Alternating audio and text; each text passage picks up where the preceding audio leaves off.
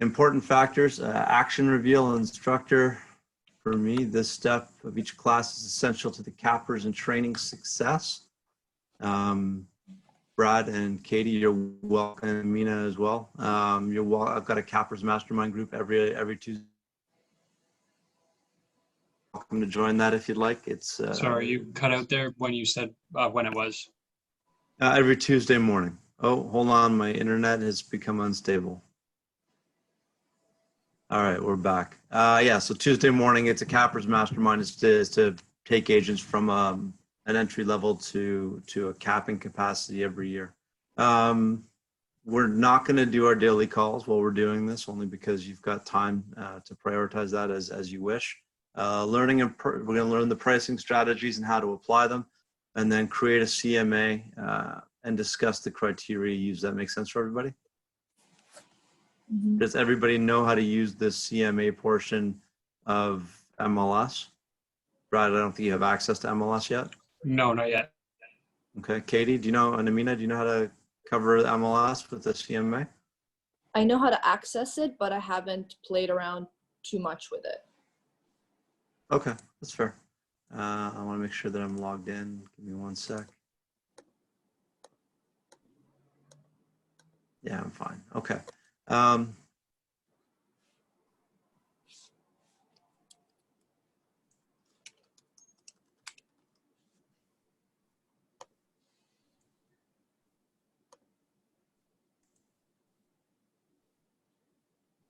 right, so does anybody have any questions? Mm-hmm.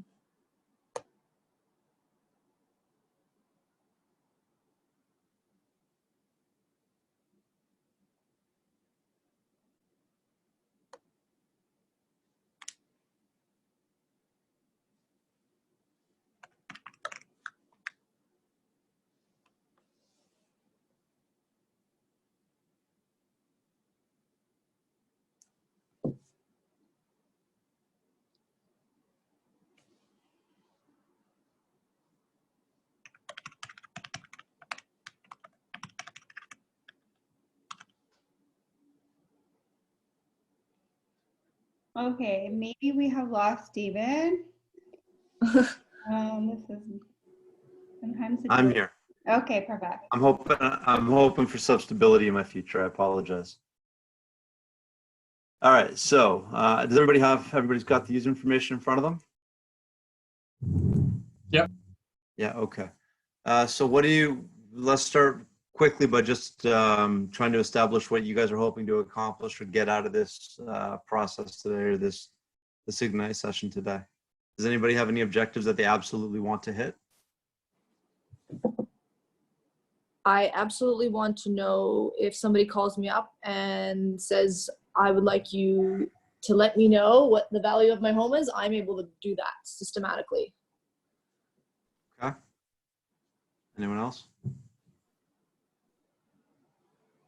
That sounds pretty much like it. What I want to know. Okay. Okay. So first thing that I always want to look at is the market that we're in.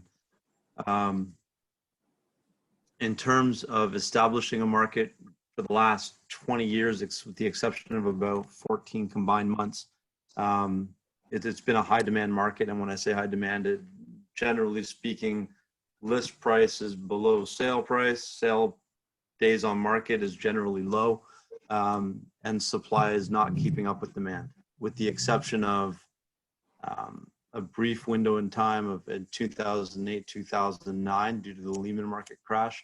2017 because of the foreign buyer change to the foreign buyer policy, the foreign buyer tax, and the mortgage qualification or the stress test. Both of those windows in Toronto proper, and when I say Toronto proper, 427 to the DVP south of the 401 is Toronto proper to me. When I say Toronto proper is about a 6-month recovery in those two windows. So realistically, the last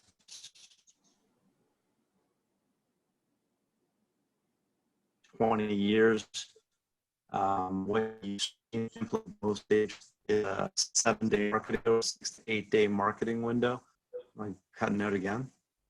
6 to 8 day marketing window where agents without an ability to necessarily interpret a reasonable value have just been listing low with the intention of seeing what's happened and driving multiple offers. In a down market, it's critical that you know how to find comparables and utilize comparables in terms of identifying the priority of what's important, where value comes from, and how that's going to impact your conversation with your client. So we're not going to review assignments. Did you guys do your mission assignments? Did everyone, I'm just reviewing here what we're supposed to review before we get into this.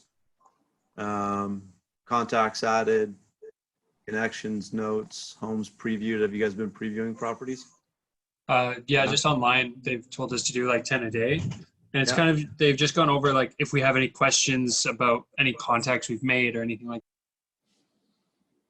that. Okay. Get your head in the game. Pricing has a large mindset component, both for you and your seller. You will use your knowledge and expertise in pricing and presentation to win the seller's agreement on the list price, a price that will get their home sold. So in this particular market, and I'm kind of teaching this to where we are, and it'll change every time you do Ignite or you do any training program. The one thing that you want to try to establish is one, whether that list low and sell high strategy will work, and that takes traffic and demand. Having people preview your property. The difficulty with that is right now is that COVID doesn't necessarily allow for, or it makes it more difficult to have people walking through a home, especially a home that has owners in it. So if you're going to try to get that traffic, and I think everybody's probably heard of situations where you've had 50, 60, 70 showings and 20, 30 offers on a given night. In this current climate, I don't know that that's a responsible way to go about marketing and listing a property, right? Everyone in agreement with that? Yes. So in this case, when you're sitting down with your sellers, what you want to do is establish a marketing plan that's best suited for the current climate. And that would mean listing appropriately, offers anytime, COVID precautions, making sure that you've got everything you need at the house to make it a safe environment, that cleaning is happening regularly, and that there aren't going to be any concerns with people physically viewing the property. So you've got a checklist now of what you want to do and how it's going to affect your showings going forward. Everybody agree with that? Mm-hmm. Okay. Making it happen with the pricing. So dynamic markets, determination of value. Markets operate on the law of supply and demand. We've already talked about that. When supply is low, demand is up, prices increase. We've talked about that as well. Determination of value. Value is established based on an agreement between a willing seller and a willing buyer. The tug of war is always between what the seller wants and the buyer is willing to pay. Who's gone through their pricing scripts in the last little while? I know Ignite has a bunch of scripts offered to you. Is everybody going through them? Mm-hmm. Yes? Trying to go through one or two new scripts a week. Okay. Give me a sec. Full screen.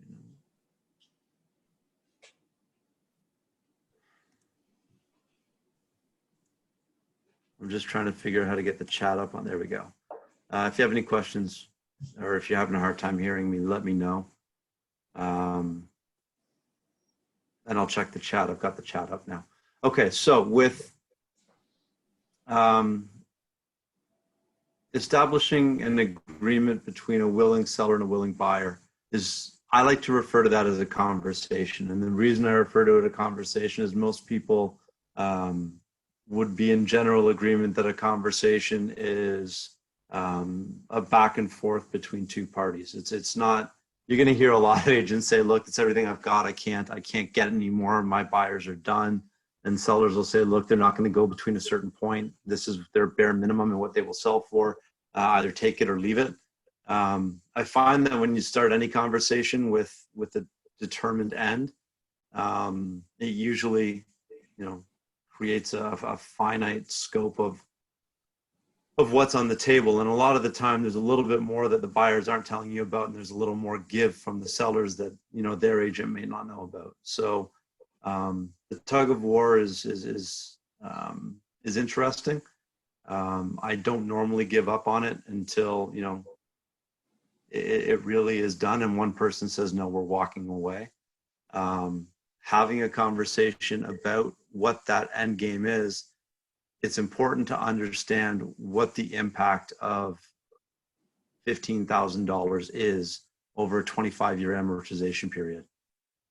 So one of the exercises that I like to go through occasionally is I will go to a website like TD Canada Trust and take $25,000, put it in a mortgage calculator at 3% and amortize it over 25 years. And that'll give you what $25,000 will cost you over that period. Does that make sense to everybody? Mm-hmm. Okay. So when you're sitting down with your clients, and the reason I do that is personal. When my wife and I were shopping, and Miles has probably heard this story. When my wife and I were shopping years ago, I wouldn't budge on a neighborhood because I wasn't willing to pay $20,000 more. So we moved, instead of moving to Bloor West, we moved to Rexdale. And the houses in Rexdale over the time that we bought and the time that we sold over 4 years went up about $100,000, which, it was 50% of the property value. The prices in Bloor West over the same period of time doubled. So my inability to see the end game of what that $25,000 was going to cost us or $20,000 was going to cost us was detrimental to me. We ended up moving to Bloor West years and years, 3 years ago, but at a significantly different price, where if we had been here at the beginning, it wouldn't have taken that series of jumps in investments. So understanding that what the impact of $25,000 is over 25 years is definitely a tool that I would recommend putting in your portfolio just to simplify and have a conversation with. Local market conditions are critical right now. When you're looking at inventory, understanding behaviors of when things list and why things list is important. So I'm looking at a bunch of red microphones. I want this to be a conversation, so please feel free to chime in as often as you'd like. Can anyone give me an idea of when inventory may be predictably low in Toronto? Usually over the winter time, Christmas and January. Okay. Currently? aside from a downturn in the market, but yeah, predictably low would be December to January, March break, and Summertime? the first 2 weeks of July. Okay, so the reason, you could go back to maybe the last week of June, but essentially from the last day of school to the middle of July, families have been planning vacations forever. So if you're looking at a segmented market, and every market is segmented, that freehold property is either first-time home buyer or a variation of the scales going upward from first-time home buyer to upsizer. Then you'll find a plateau. There will be a lateral move at around 55, 60, and then a complete downsize, usually in around 70 to 75 years old, depending on health. So the average family will move 5 to 6 times. You'll find some that move more, some that move less, but the average cycle is somewhere between 6 and 9 years, depending on family growth. So right now, if you're looking at the inventory in Toronto, March behaved as almost every other March does. March 1st triggers the beginning of a market. At the beginning of March, there was 480 listings on MLS. Very similar numbers for Toronto proper. Very similar numbers the second week of March, and then predictably, and like every other year, the week of March break, the number of listings on the market dropped. Now, for the first 2 weeks of March, we saw an increase in demand, and those listings were selling very, very quickly and at very high prices, often above list. At March, there was almost an equilibrium where the demand and supply were almost equal. And the impact of that was prices were still high, but not as high because the number of agents in the market looking for supply or looking for properties just wasn't there. Now, here's where things change. Normally, that March break triggers a huge upswing and it opens the gates to the spring market. But on March 13th, this year, we had a lockdown. So March break was kind of a, we're not sure what's going to happen. We're going to kind of stay away from other people, but there wasn't any hard restrictions in place until the Thursday, which would have been about what would have been the 19th? The 19th. That's when the hard restrictions really started being implemented. So the inventory switched where supply was high, demand was low, and the pricing strategies changed. Days on markets actually didn't change all that much over March because there was a few properties listed high depending on the price point that stayed on the market over the period of March. March break came, and then those properties by the end of March were on a 21-day cycle. So the number of the days on market for March didn't change. Price per square foot actually didn't change either. Keeping in mind that when you're looking at statistical analysis, the downside to statistical analysis is that with fewer sale prices and a smaller sales pool, the price per square foot of a property can be skewed. Does that make sense to everybody? First, say that again. That last. With a smaller data set or less sales, depending on the properties that have sold, the price per square foot of a property can be skewed. Yeah, that makes sense. So if you're looking at condos as an example, the price per square foot of an entry level or a smaller unit is in inverse proportion on a price per square foot rate to the largest unit in the building. So there's a cost to enter a building, which is generally over the past 2 years have been about $1,000 a square foot. And then as the size of the condo goes up, the price per square foot of that same condo comes down, and the two kind of act in an inverse relationship with one another.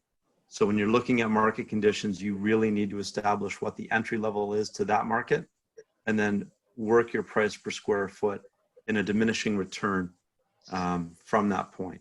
Is that understood? Mm-hmm. Everyone's okay with that? Yep.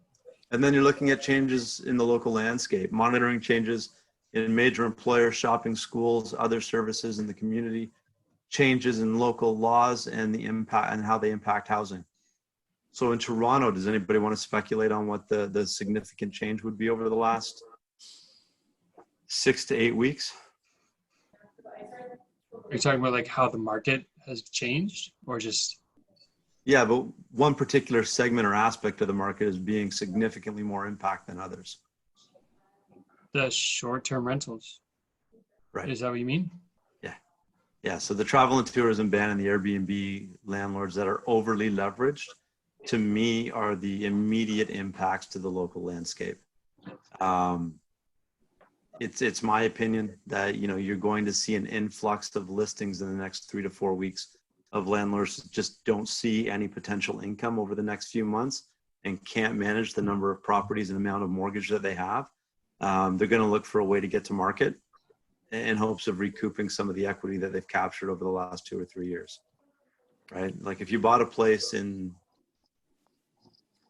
if you bought a place for $750 5 years ago and it's now worth 1.2, even if you sell it for 1.1, there's still 300,000 in equity after real estate fees that you can get out of there. So they're going to be looking to capture some of it back instead of losing the property in its entirety, right? Pricing criteria. So the following factors come into play when looking for comparable properties: location, size, amenities, and condition. So with location, what you really want to look at is where the characteristics of the neighborhood change. Brad, where do you live? New Downsview Park. You're at Downsview Park? Yeah. Okay. Katie? I'm at Young and Eglinton. Okay. So both of those neighborhoods have very clear borders of where the neighborhood values start to change. You know, Downsview Park certainly would be, I believe that's Kiel on the west side. Yeah. Yeah, Or but Kiel on the east for me. okay. Yeah, so depending on where you are, you know, Young and Egg is made up of a ton, like whether you're northeast of Young and Egg or, you know, southwest of Young and Egg, the values are significantly different. So you always want to make sure that you're in my opinion, the easiest way if you're unfamiliar with the neighborhood is to drive into a house one way and drive out the other way, right? And that way you can get a feel for the neighborhood. If you take Greenwood as an example from Danforth down to Queen Street, you're going to go through about 3 or 4 different neighborhoods. And you get a feel as you're crossing borders into each neighborhood based on, you know, care of house, size and architecture of the properties, semis compared to detached. There's 100 things that will give you indicators as to what the value of that neighborhood is. Trying to find that little box that's and where those boundaries are around that house are going to be your key points. So try to find. Yep. Sorry, Treb maps. How much does that come into play as far as determining your box?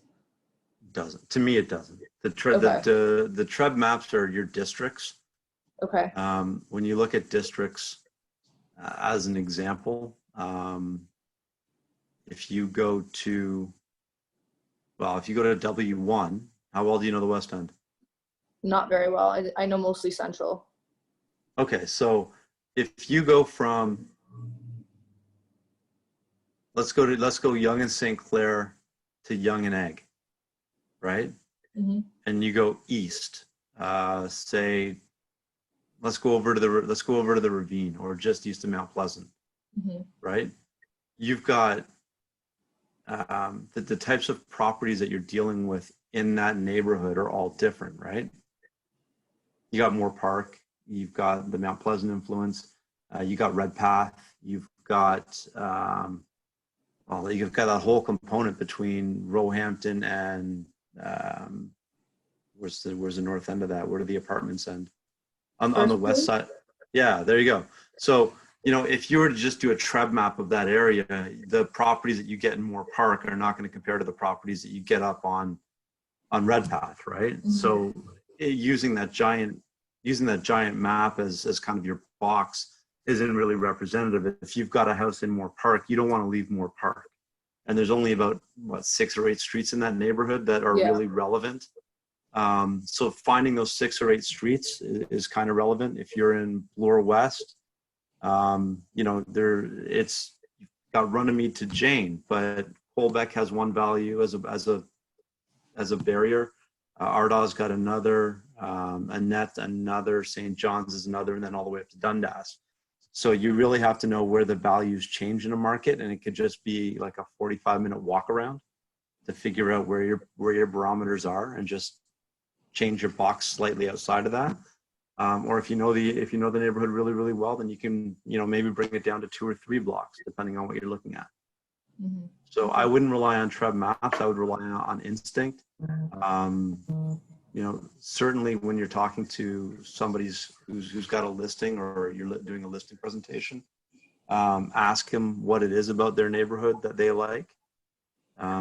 If they say, "Oh, we love the restaurant 4 blocks north," you know, then maybe that's the barometer for where you stop your search, is just past that. Cabbagetown, east and west are different. Roncesvalles, east and west are different. You know, you just kind of play with it a little bit.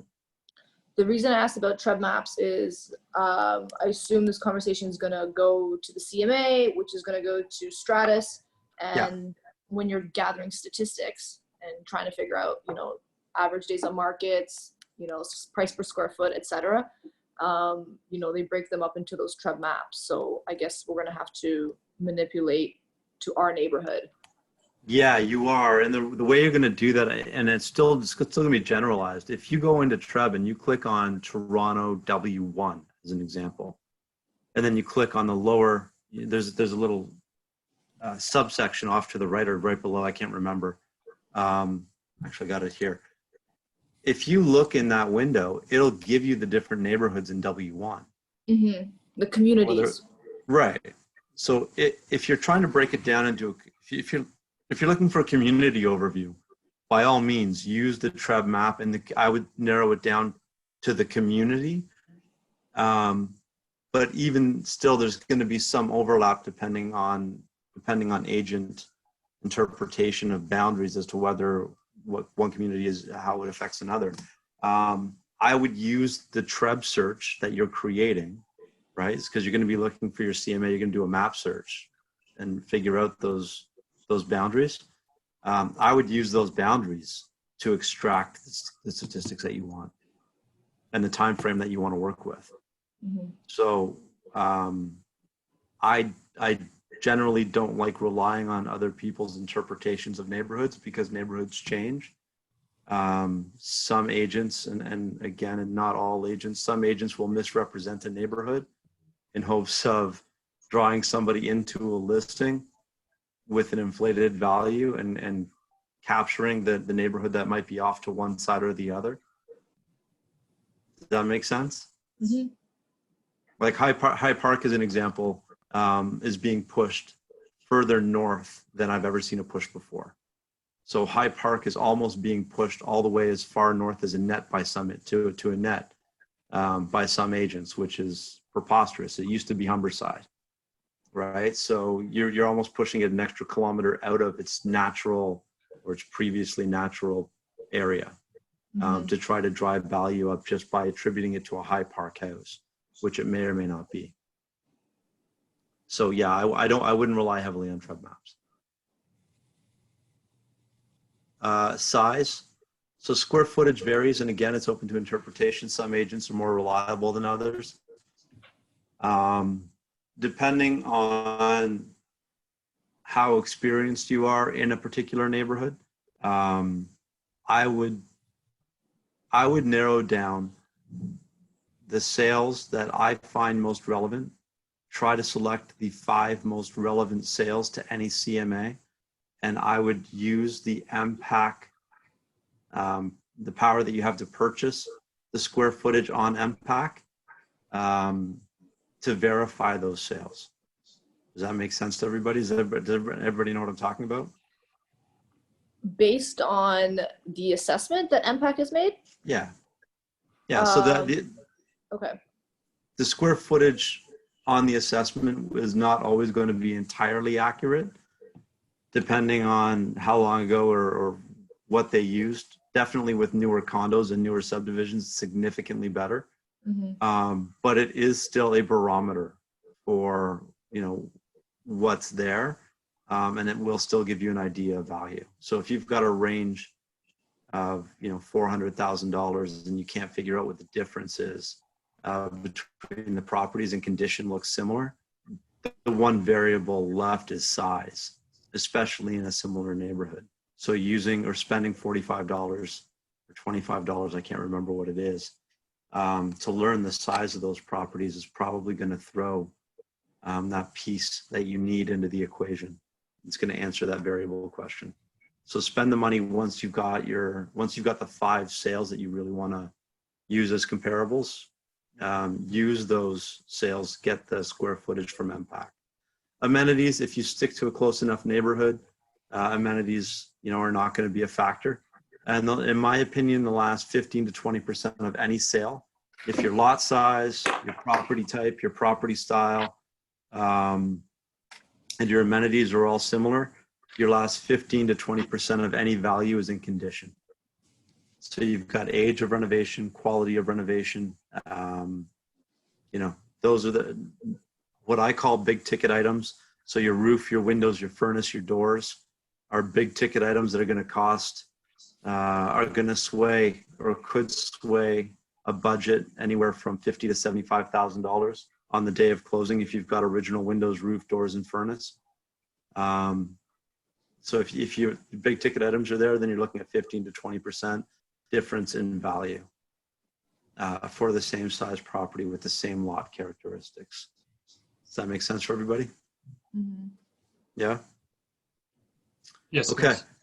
perfect. So now let's look at, well, I'm supposed to ask you questions about what you know about days on market in your targeted areas. Average price per square foot, and how many homes are on the market right now. Does anybody have any of that information?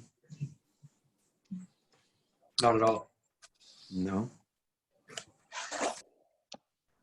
When we ask those questions, are you looking back on the last 30 days? Do you look back at the last week when you look on MLS stats? So depending on how you want to do this job and how you want to come out of the next few weeks or the next few months, depending on what's going on, it really is going to require a week-to-week kind of breakdown. And I'm going to share something with you that I've been working on. Give me a sec.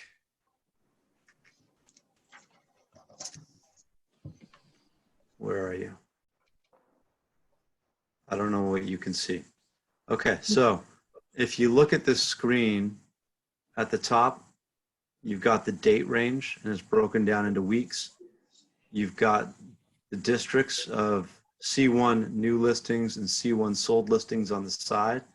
And I've done that for every district in Central, every district in East, and every district in the West. As you go down, you've got total numbers. So if you just look at this data here and you graph that, hold on, there you go. You can see, oh, where am I going? Standard stacking. If you can see the difference in demand and supply over the last 5 weeks, right?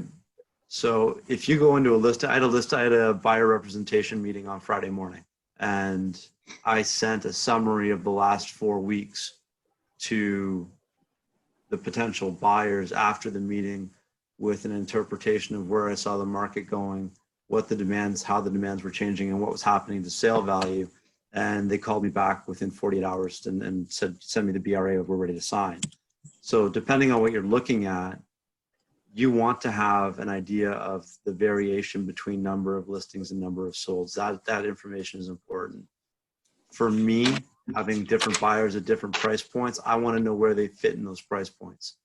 So average list price on the left for detached semis and attached or townhouses, and then average sale price on the left for detached semis and attached townhouses, and then days on market to wrap the whole thing up. So you could even break it down to days on market for each detached semis and attached, but you're extracting that information depending on what's happening at any given time,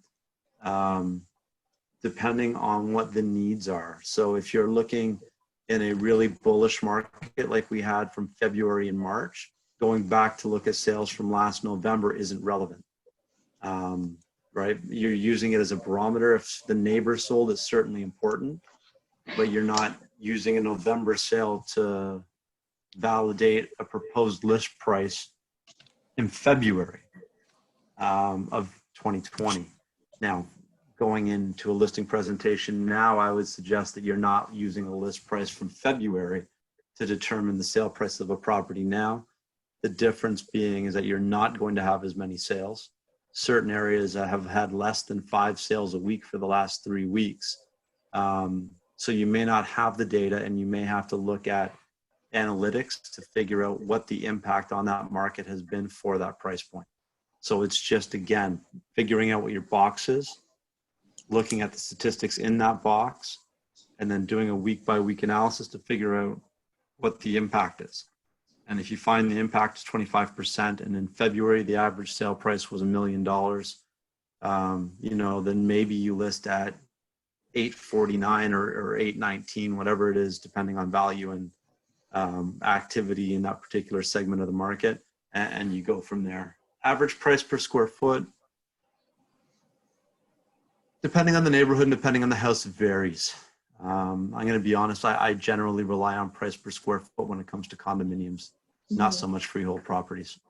Condos, it's a much easier diagram it's a much easier illustration or to diagram for a potential seller. Price per square foot, once you've got, you know, you're in Rosedale and the average size house is 3,500 and you're 3,300, it's not a significant difference. If you've got a 900 square foot bungalow on an acre in Rosedale, it's land anyway. So your price, it's your cost of entry. It doesn't matter what the price per square foot is of that 900 square feet. And what are your sources for the local markets? So I rely heavily on TREB, but I rely on TREB only to the extent that I want to make sure that the information I'm reading translates to the information that I'm extracting from the statistics that I'm looking at. So the reason I say that is after our 20 years in real estate, I find that TREB and the big media sources often paint a very broad picture or broad stroke picture of what's really happening. And if you look at the minutia of the market, it's all very different. So breaking it up into district, marketplace, price point, number of bedrooms in a condo, location of condos. The C1 market at City Place, Liberty Village,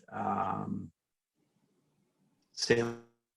Lawrence Market, where else? Like there's a handful of markets supporting hundreds, like 350 listings of either bachelor to 2-bedroom condos in South C1. So there's no shortage of listings. Now the price per square foot is such that depending on the marketplace, you may see that it's not going down 19%. So when you hear the condo market is being crushed 19% year over year, I haven't seen any evidence to support that at this point, right? Like it's just not there. You're going to see an immediate reaction to the rental market. The immediate reaction to the rental market is going to change in 3 months because once people are forced out of the market, there's going to be a demand for rentals, and the cost of those rentals is going to go up based on the demand of people needing housing, right? So understanding how one aspect affects the other, as people are no longer able to pay their mortgages, as people are forced out of ownership or no longer qualify for ownership based on uncertainty in employment, it's going to affect the rental market and it's going to drive demand in that particular segment. So you're going to see an increase in rental price projected over the next few months, not necessarily immediately, because there's restrictions on the ability of people to move from one place to another at the moment, right? So understanding how one segment affects another. Suggest MLS, title, escrow, or mortgage companies debrief activity by asking volunteers to share results and ahas. Any ahas from the last 5 minutes? Lots. Anything significant, like anything that you can implement quickly? And Yes, very interesting about, you were saying it's the agent's interpretation of the neighborhoods instead of these hard boundary lines that, you know, TREB or somebody else may have, or, you know, communities, etc. Yeah. And then week by in this market, you have to go week by week to do a proper comparative market of analysis, just because things are changing so much. So, and I really was impressed by that graph you just pulled up, how you've been tracking. And I'm like, wow, yeah. So you're on it. well, and it's important, right? Because depending on, so on Saturday, the 14th of March, I was doing a listing presentation for a triplex in Little Portugal, which at the time was probably a 1.7 to 1.8 sale, right? And it's an old Portuguese couple. It's my friend's parents, and they're just looking to cash out and drift into retirement in a rental property. That property isn't trading at 1.7 to 1.8 anymore. So when we go back into the market, and there's no rush, like there's no urgency on their part to sell. So at this point, it's now a question of what's the motivation? And if the motivation is we bought something we have to sell, then that's a different conversation. You figure out what the list price is. But in the meantime, I want to know what the best time is for them to hit the market to capture the most equity to make sure that they're okay long term. So yeah, it is a week to week. And realistically right now to get into something like that, it's going to take you a day or two. I've got one for freehold, one for condo. It's going to take you a day or two to create a similar chart or a similar spreadsheet to start tracking it. But then once you've figured out your systems and your equations of how to extract the data and how to compile it, it really is just a few hours on Monday or Tuesday morning to take a look at your window, put the numbers in, and that way you can have an immediate conversation with anybody, probably over Zoom, to figure out what's happening and how it's affecting the market that they're in. Mm-hmm. Anyone else? You guys are all quiet. Chris, you've unmuted. Oh, Miles are unmuted. I think to spend more time, to block time to get to know, like I've been in real estate 20 years. I was an AIC appraiser for a while in London. So I'm going to time block to get a definitive knowledge of the boundaries, because I was accustomed to that in another market. So that's really resonated with me. Yeah, it's important. Neighborhoods very much, and listen, in some neighborhoods, trying to think. If you look at Pape and Danforth, I don't know how many of you know Pape and Danforth. You might have had a drink or two there at one point in your lives. There's a little neighborhood called Plater Estates, right? And Plater Estates trades solely on whether or not you're in that school district. Jackman's another one. Jackman School District is unique. You can literally draw a neighborhood. There's a 10% to 15% increase if you're in certain school districts. Knowing which school districts those are and where they are and how those boundaries affect real estate is critical. Sorry, give me 1 second. My lovely wife is unaware that I'm in a meeting. Yeah, so understanding that is critical. Give me 1 minute.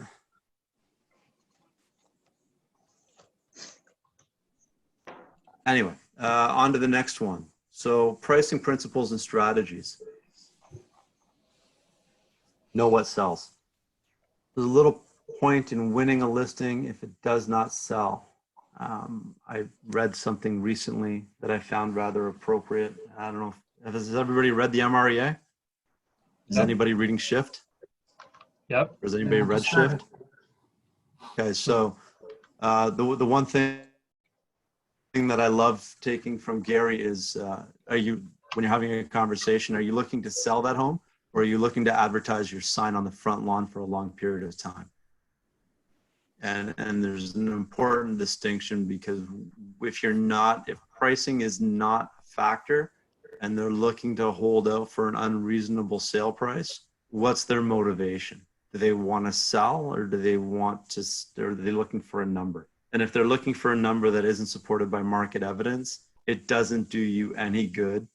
And I've had this experience. It's a horrible experience. It doesn't do you any good to put a sign on the lawn, right? You're the expert. Your analysis of market data is going to be heavily relied on. Having the best house in the worst neighborhood does not mean you're worth exponentially more. I'd rather have the worst house in the best neighborhood, right? Because your entry level is always going to be significantly higher. Over improving a property does not necessarily guarantee you a price point that can't be derived from previous market evidence. So if you're going into a top up or a highly renovated property in a neighborhood, know what the upper limit of that neighborhood is. And if you want to try and reach that threshold, or maybe marginally surpass that threshold, it's going to take the right market at the right time, and it may take a unique buyer. So in Toronto, I would broach that as demand is seriously exceeding supply. The price point that you're looking at may be within reason, but we need to have a strong 8-day marketing window, 4 open houses. I need to door knock 250 doors on the Wednesday. I need to have a nosy neighbor open house with wine and cheese on the Thursday. We're going to follow up with everybody who's come through the property on the Monday. We're going to look at offers on Tuesday or Wednesday. And we may get more than the highest sale, but I need to know whether you're going to accept the best offer that comes in that night, or you're going to hold out for a number that may not be supported, in which case, if you're holding out for a number that's not realistic, there's no point in me doing any of this. Right? It's an important conversation, and it's a very important distinction there. And then condition of the market. So right now that strategy wouldn't work. If you're an over-improved property in a soft market, you're not going to get the sale price that you're looking for generally if it's well above what the market has shown previously. Competitively priced properties must present in the best possible condition inside and out. And a lot of times that's where you get the spring market starting to trigger things, right? When you pull up to a curb in December and in January, not only are people's religious beliefs often more apparent than not, you've also got people not wanting into their house because they've got gifts around. You've got family on weekends that you're not going to work around for open houses. You're not going to be able to expose the property in its best light, and outside doesn't look good. You got buckets of salt on the front steps, snow in the driveway, everything's dead, no leaves on the trees. The spring market is just as much of indicative of fresh tulips and fresh buds and a fresh start as it is anything else. Convincing people that you want to show the property in the best light means planting new bushes, making sure the yard is cleaned. If there's a dry day in February with no snow on the ground, going out and raking the dead leaves and the dead little buds off the grass, it's going to be premature and it's going to suck. But if you can offer it as a service, it's one of those things that's going to set you apart. Everybody keeping up okay? Mhm. Oh, yeah. All right. Percentage of buyers who will look at a property increases and decreases in direct proportion to the property's price compared to the market value. And that's where you find previously in the Toronto market, that low price point is triggered. Low price point, high sale price is triggered by the number and drives traffic based on the number of people looking at a particular segment of the market. So if you think your property might be worth between $1,050,000 and $1,150,000, don't price it at $1,050,000 because you've cut out everybody looking at $999,000, right? Mhm. So you want to keep it under $1 million. You're going to bring them in, and in some cases, they're going to go to mom and dad, or they're going to go to their lender, or they're going to stretch themselves a little bit beyond where they thought they were comfortable in hopes of getting a property slightly above what their budget might have been, in hopes of securing a property. So know your price points, know what your breaking points are.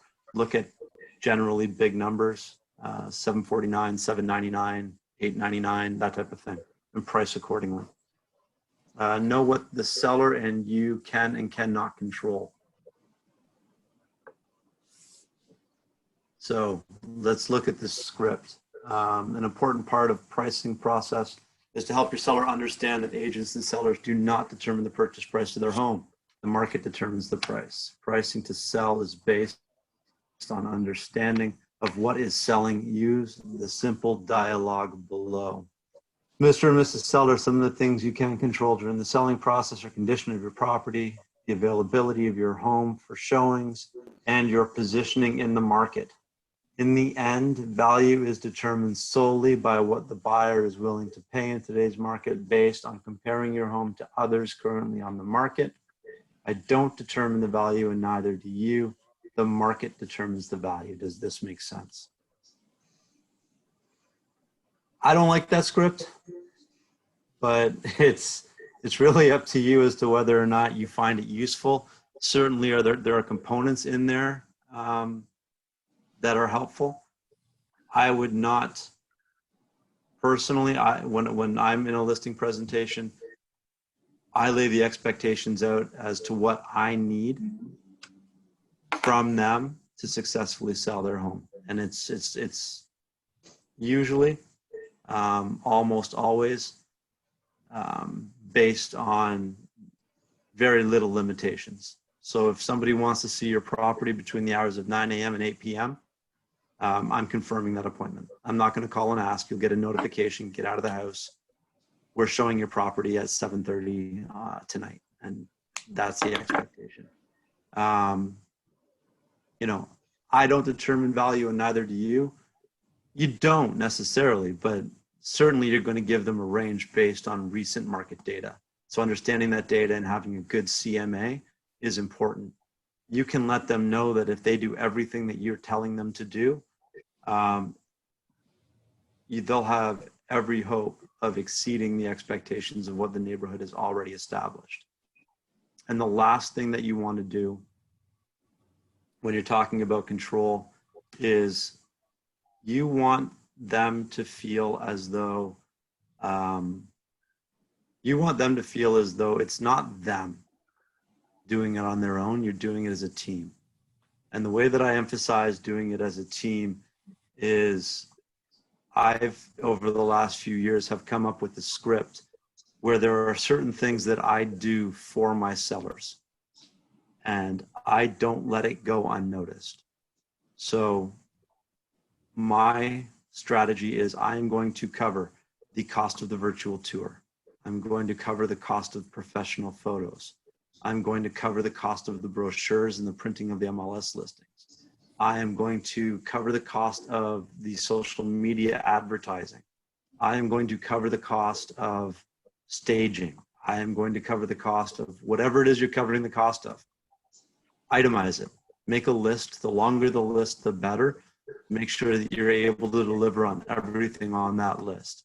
And I finish it by saying, I am going to equally invest in the success of your listing to make sure that we're as successful as we can possibly be in getting the best possible sale price for your property and my listing.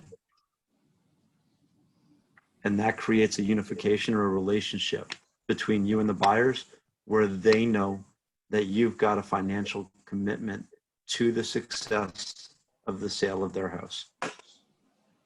Right? So the reason I don't like that script is that it individualizes the need of the seller to make concessions without identifying that the agent is also equally invested in what they're doing, whether it be in time or financial.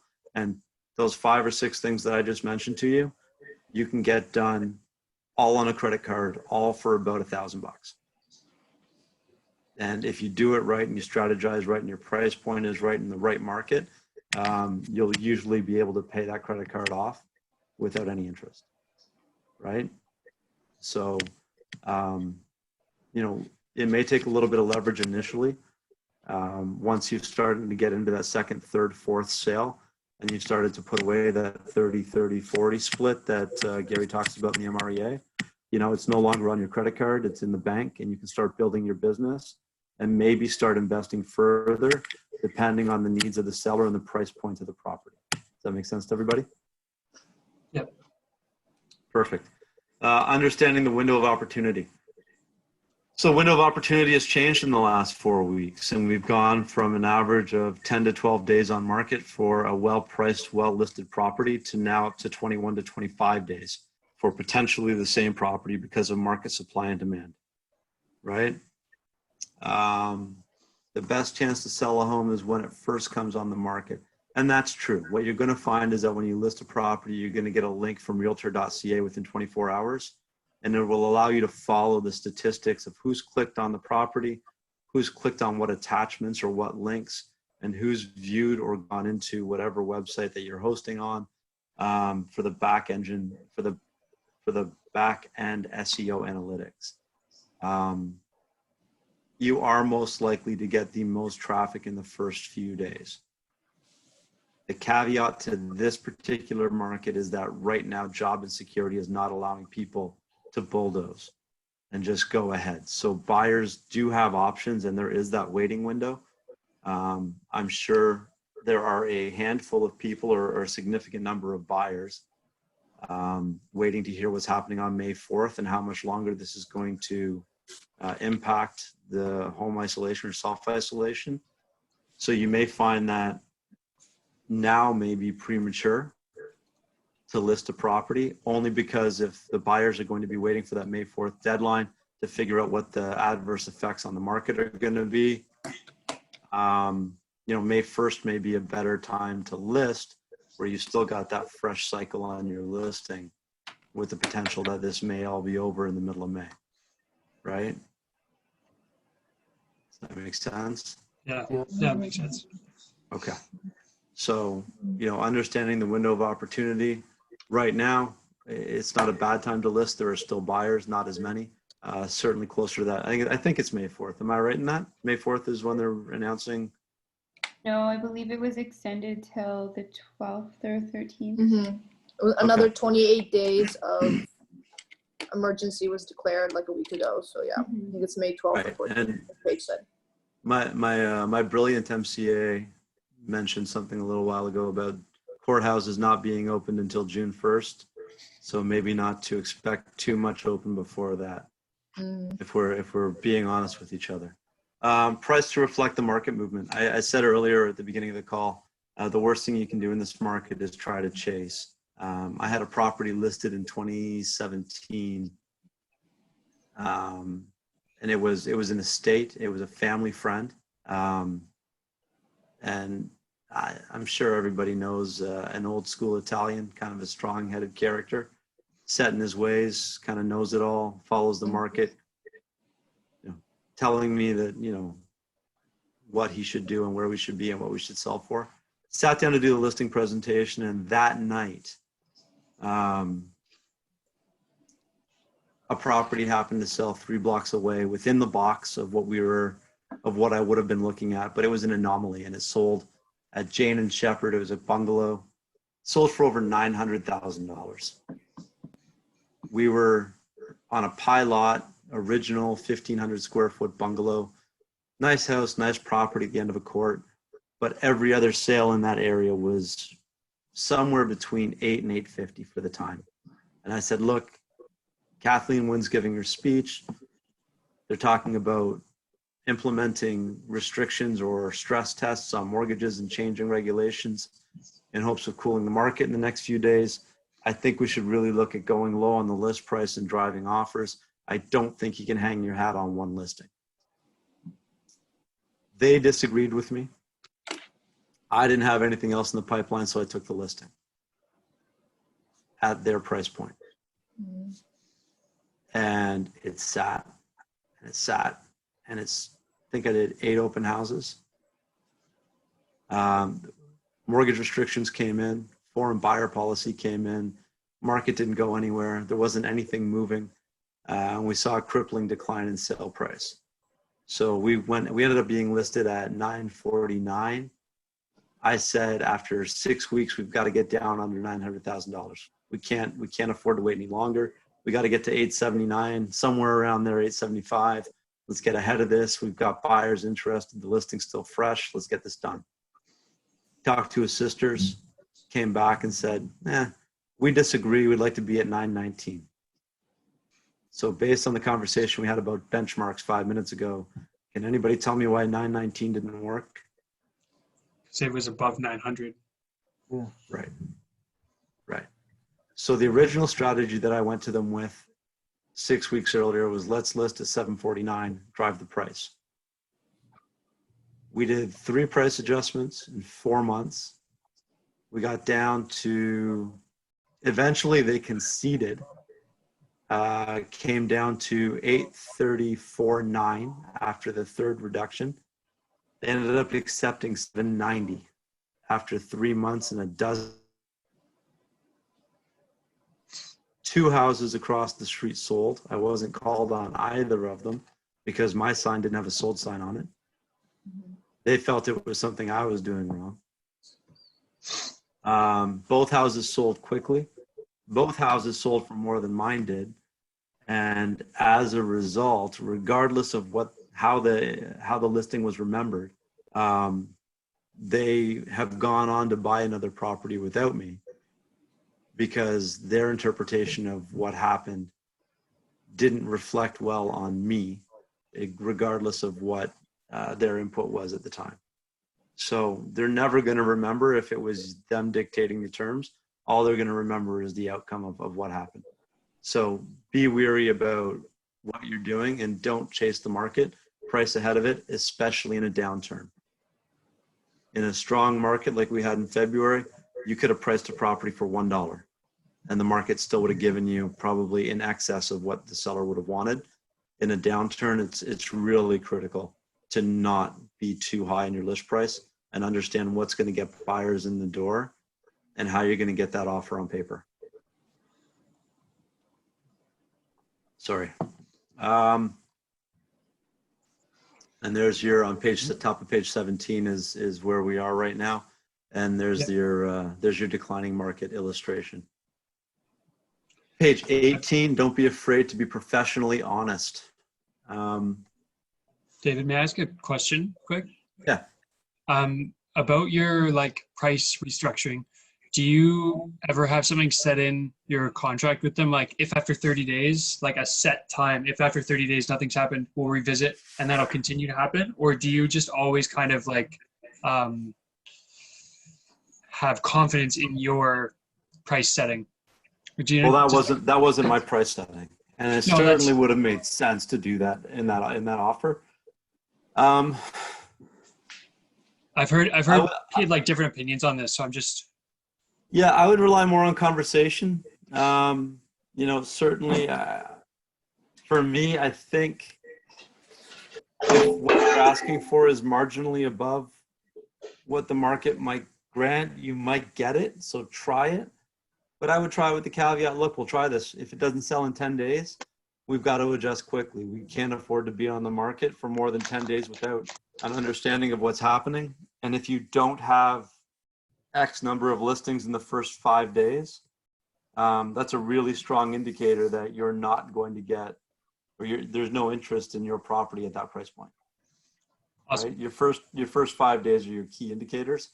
And I would say your first 5 days, if you list on a Tuesday, that brings you to Sunday. So certainly between door knocking on the Wednesday, open house Thursday, Friday, Saturday, Sunday, plus agent showings, if you don't have the other general rule that I usually run through, and again, I rely heavily on analytics, my analysis is for every 10 showings, you're likely to get one offer in a generally good market. Is what I would look at. So for every 10 showings, one offer. If you're holding off offers and you've got 200 showings, you're probably going to get 15 to 20 offers on that property on offer night. And it generally holds pretty true. If you're looking at 70 or 80 showings, you're probably going to get 7 or 8 offers. And you only need 2, right? To drive a sale price, you only need 2. So don't be afraid to be, again, back to page 18, don't be afraid to be professionally honest. Understand market conditions, have an opinion on them, you know, be informed, read every day, get online, find the newest opinion or find the newest article. It's what they're going to be reading. So you want to be informed on that front, but also have your own data and your own information available, so that if there is something you can use to contradict or that you find may be an anomaly as it represents their segment of the market, you can provide that input, right? So you want to be a market, instead of being the person that regurgitates statistics over an entire market, you want to be a professional and be able to look at the bigger picture, but narrow the picture down and focus on what's important to them. And that's what the value is in their little pocket. Property condition, features, amenities, and location.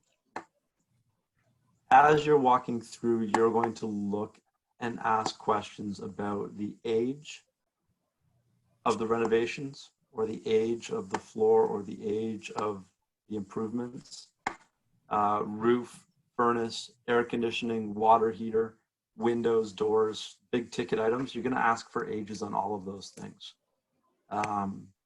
If they don't know the age of the windows, they didn't replace them, right? And you can find it out in 2 ways.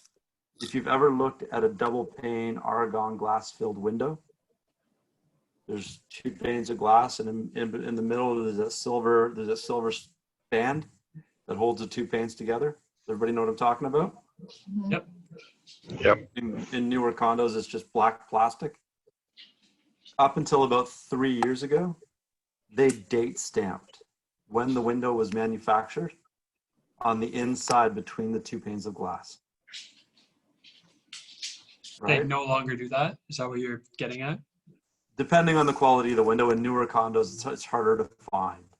Okay. But generally, if you're looking at a custom window that was made in the last 15 to 20, well, you can even go back. I've seen it as early as 1988, 89.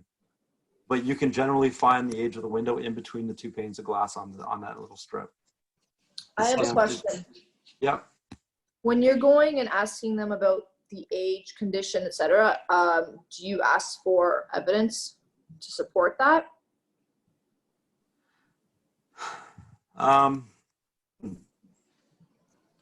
Yes and no. What I normally do is if I think they're full of shit. Oh, I'm sorry. Is anybody going to get offended if I? I'm Definitely terribly not. offended, David. Just kidding. Okay. If you think they're full of crap, let them know that if somebody brings an offer, they may want to know whether or not the warranties are transferable, Okay. which depending on some things, you'll have a 2, 3, or 5 year warranty on it, right?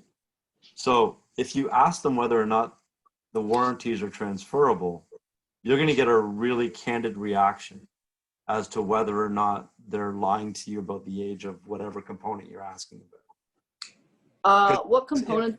Sorry, go ahead. So if you're looking at windows with, a 5-year warranty, right?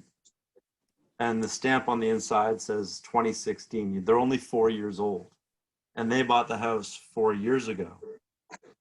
The windows may have already been done. The warranty may no longer be transferable. If they've got the transfers and the dates are accurate, they'll tell you everything. My honest suggestion is use the tools ahead of you prior to getting to the property. So go to Google Earth, do an address search, go through historical pictures. If the roof's a different color, write down the age. If the windows are a little different, write down the age. Go to historical listings of the property, right? Because you're almost always going to get a room picture with a window in it. If the window looks different than the window in the previous listing, or the kitchen looks different than the kitchen in the previous listing, ask them about the age and say, hey, I know you've been here for 8 years. I really value the opportunity to work with you. I'm going to be asked, how long ago after you moved in did you do the kitchen? Because a 4-year-old kitchen has a different value than a 10-year-old kitchen.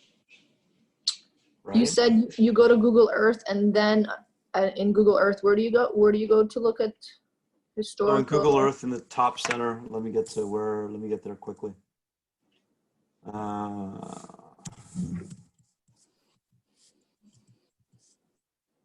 you go to Google Earth, you can search. You can search by address, and then once you get there, it'll show you a picture of the property. It might be Google Maps. It'll show you a picture of the property.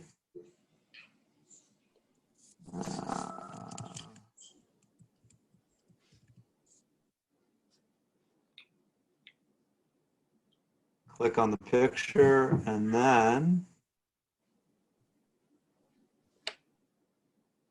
you can go down and look back at historical.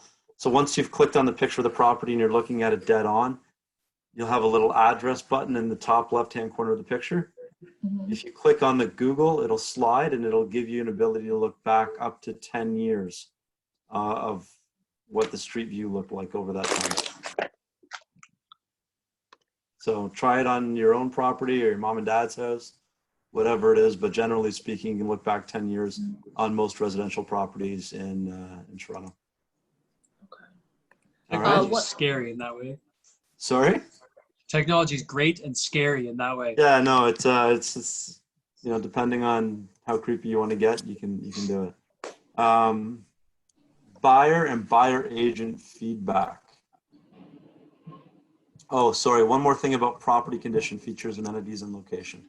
In terms of features and condition, I am always, or I try to be, as diplomatic as possible with the sellers. You certainly don't want to come across as someone who, they may be quirky in terms of the decor. Their decor may certainly not be your decor. It may not be the decor that is demanding the highest value in terms of market sale price. But what you can do, and I always recommend doing, and I've told my stager this, bring a stager in, and for $200 or $250, have them do a full detailed evaluation and list of recommendations for the property.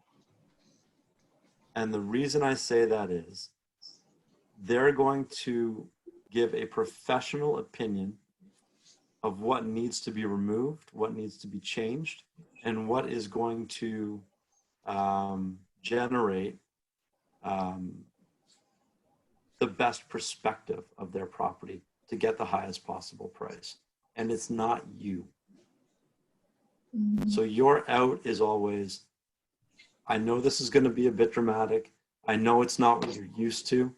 This person's expertise is in finding the best possible way to show your property in pictures and in showings to get you the best possible price.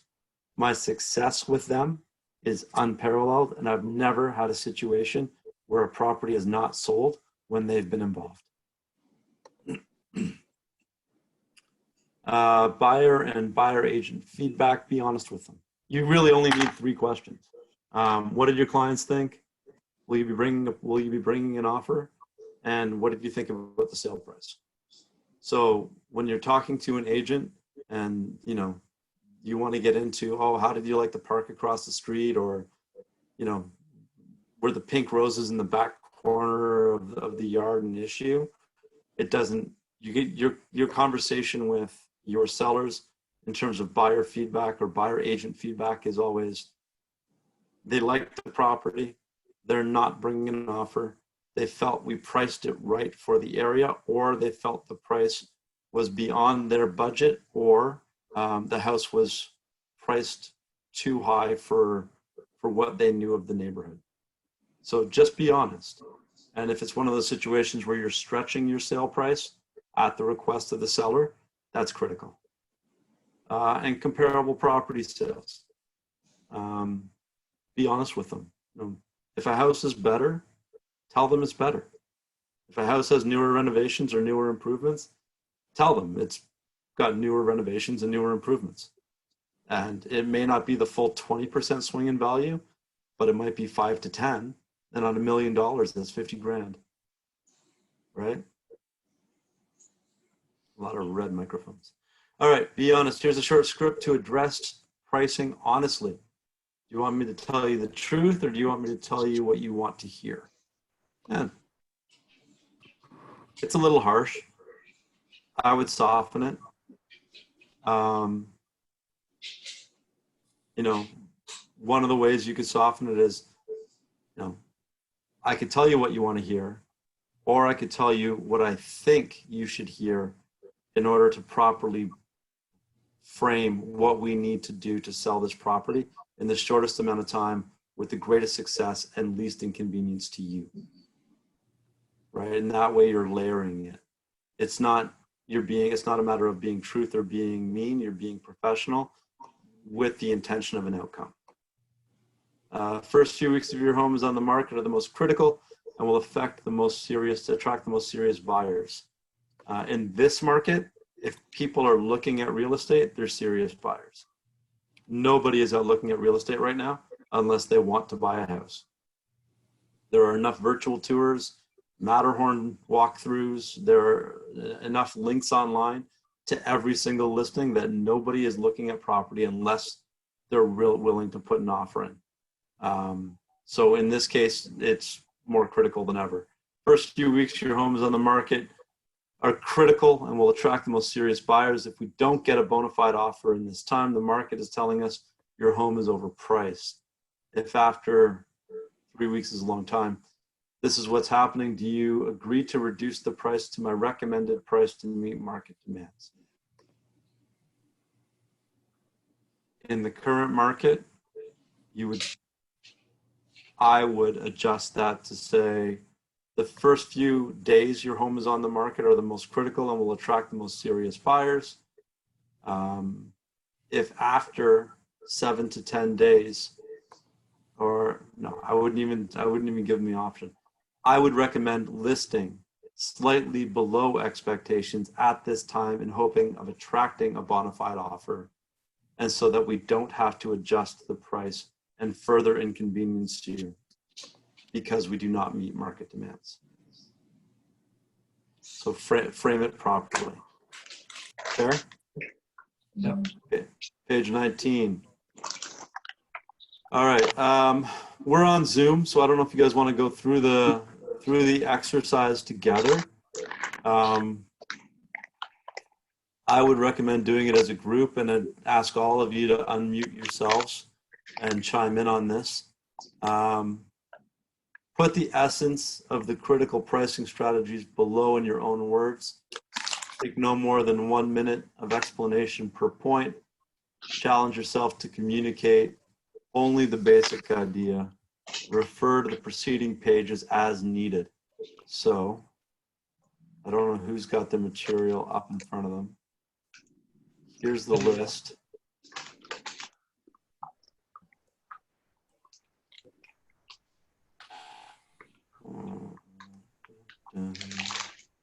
All right, so there's the list of what we're looking at. It's supposed to be a 10-minute activity. If anybody wants to go through a script right now, you know, I'm happy to provide some feedback on it. If you guys are comfortable, we can move on, but it's up to, I'm gonna leave it up to you. I'm okay. I can answer all the Okay. questions, but I definitely wouldn't have a script to go through. Okay. But I'm like So comfortable to talk. Yeah, I mean, I would highlight page 19. And go through the scripts that come with the Ignite program. And once you've identified which scripts are most appropriate to those points, work on something with that helps envelop everything. Earmark it, and then either practice. Script buddies are great. Accountability buddies are even better. I have a mastermind group, and I encourage script practice and accountability, only because, you know, even the best agents have to rely on the skeleton of a script at times to help them communicate in a difficult situation. So the CMA analysis. Oh crap! Give me a sec. I have to log back in. I'm not good at doing two things at once, so I'm not going to talk while I'm looking at this. Give me a sec.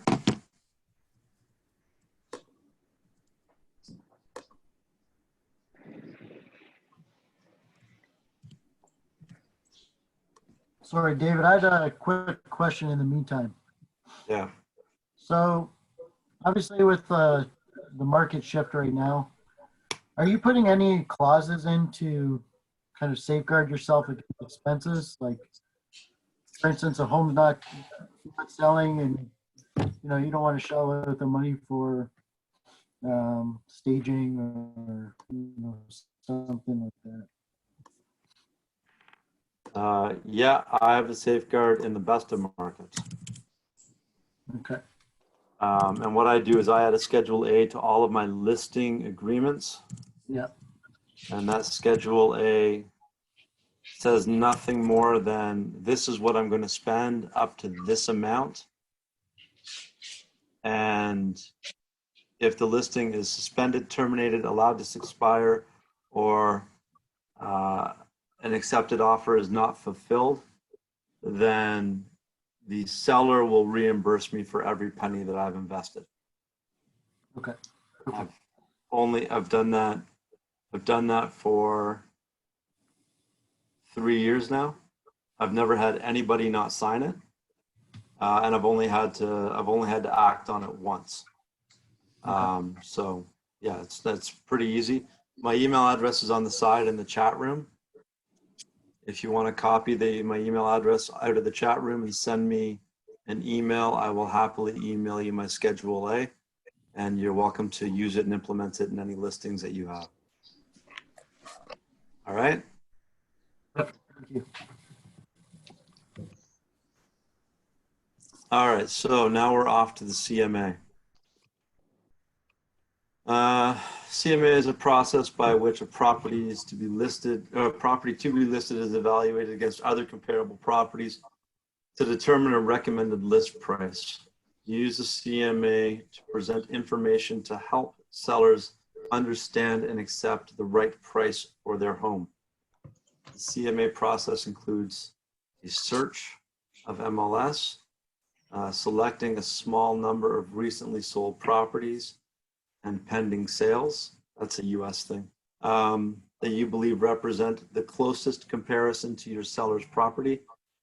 A decision, decide on the price to recommend to your seller that takes into account the comparables in your seller's motivation and goals, and a review of the data in a simple, readable format with your seller to show why you've chosen the price you are recommending and how their property compares. So those are your 4 key components of a CMA. There is a CMA, I'm going to toggle back. There is a CMA right here. Everybody see my arrow where it is on the left side? Yeah. Okay. So if you go into MLS, go into MLS, you can just, I haven't used Top CMA. Let's click on it, see what happens.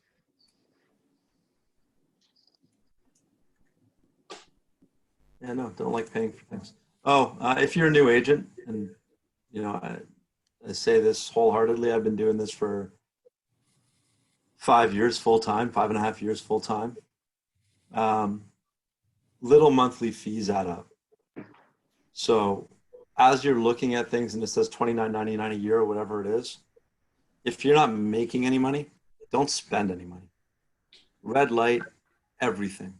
And I say that affectionately.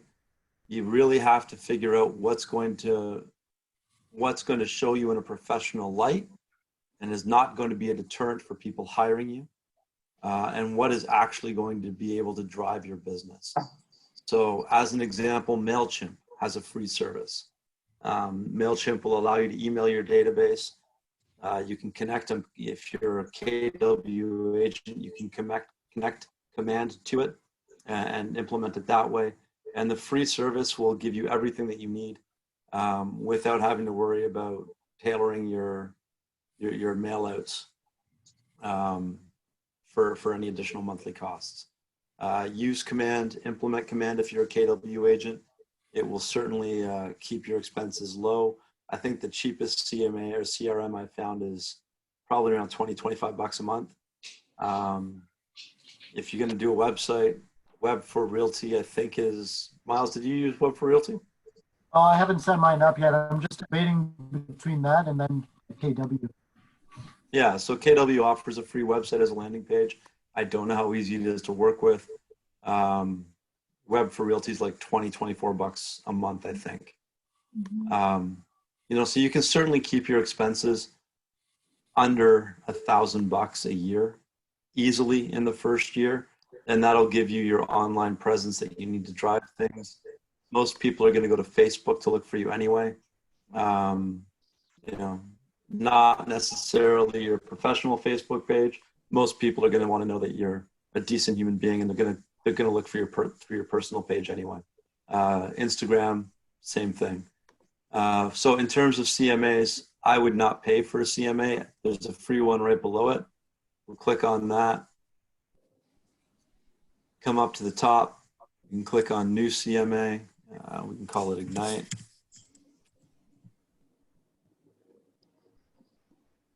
Trying to think about where we should go. All right, so I'm going to continue. It's always kind of fun to set yourself up as a contact. The one thing I would recommend, set yourself up on searches in either areas that you want to work or your farm. Yeah. And have those searches come into your mailbox every morning. As new listings come up, book appointments for them right away. If you're going to farm a neighborhood, it's critical that when somebody answers the door and says, so what's going on in the neighborhood? You know what's going on. You know the sale prices. You know how how long things have been on market for. You know that the kitchen was wonky, or the master bedroom, you know, didn't have a closet, whatever it is. Book appointments, have those listings come to your mailbox every morning. It's a big deal. Include a contact in the CMA. We're not going to do that. So salesperson is set up as me. That's part of your profile. Excuse me. Make sure you go into your profile on Trub and keep it updated as your email address and phone email address, website, and phone numbers change. Make sure they're all current. CMA front page is horrible. This is the logo that Trub has for Keller. I don't like it, but depending on what you're going to be using, you can just edit it after the fact, or create a cover page outside of it and just add it on when you print it off. So your introductory letter, cater it to as you need. We're going to search listings. So only because I know there's sales in the area, I'm going to stick to my area where I live. Give me 1 second. There we go. We're going to look for available and unavailable. We're going to look at properties for sale, and we're going to do it by map search. And the reason we're doing it by map search, once the map comes up, I'll show you why. The other thing that you want to do is you want to eliminate land sales. Actually, don't worry about it in this case. And then for here, we're going to go back to March 1st. And the reason we're going back to March 1st is I want to show you the difference in between those first 3 weeks of March and the last 3 weeks into the week of April. I think you clicked off sale. Pardon me? I don't think you clicked off sale. I didn't click which? Sale. So I don't put leases in there as well, I think.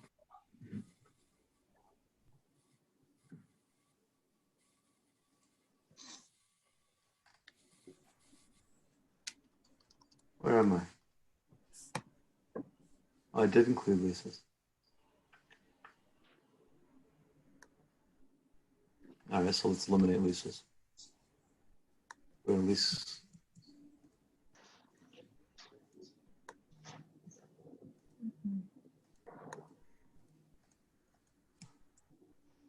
All right.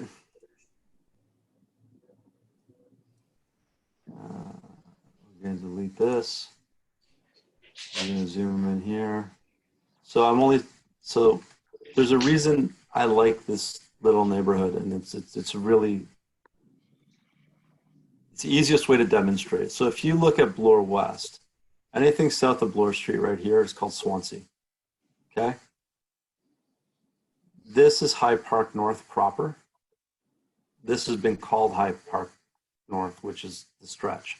But if you look at Bloor West, it goes up Runnymede, right? Across, down Jane to Bloor. That's Bloor West. This first street is Colbeck. This is Ardaw. This is Annette. And each determines how long of a walk it is to either this subway station or this subway station. So when you look at these neighborhoods, these 5 streets compare somewhat to these 5 streets, but these streets in here are nothing like the ones down here. It's a completely different price point. So for the sake of demonstration, what we're going to do is look at this area right here. And the reason we're going to do that is we're going to pretend that the listing may be somewhere around Colbeck. Okay? Everybody on the same page so far? Yeah. Mm-hmm. And we've gone back to March 1st. So there's 9 listings. We're going to look at the list. Details.